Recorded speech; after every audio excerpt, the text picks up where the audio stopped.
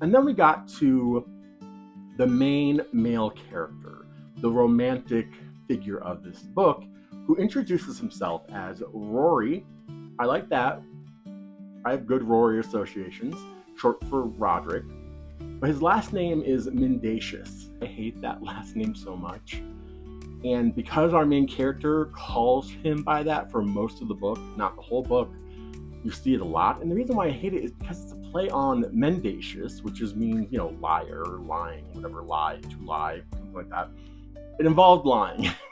But I was like, oh boy, that's on the nose. I really respect the kind of romance tropes because there's romance that I've read and I've loved. Like if it's gonna be a romance, there are just certain things you hit, or else it's not really a romance. And that's kind of a hard needle to thread when you're mixing different genres at times. I mean, for example, I wrote an romance. I had the first draft done. I'm gonna get back to it soon, but it's a spy thriller and romance novel. So I appreciate how hard it is to kind of take these two genres that have sort of different expectations and pull them together.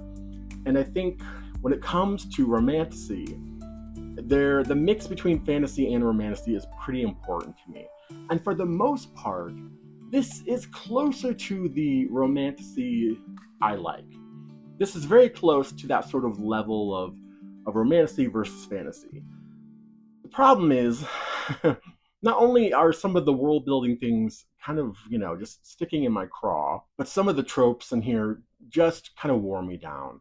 And really, it was more at the beginning of the book before we got a chance to know the characters better. But, it's like, oh, you've got the unruly knight who is, a rogue and not a proper knight. And we have the holy diviner. And of course, they're very different. And the unruly knight, the book, every time almost, I feel like he's mentioned, especially early on, you get a status update about his the charcoal around his eyes, the sort of brooding, sexy charcoal, which is like 100% sexy. Like I think the main guy in this sounds very hot.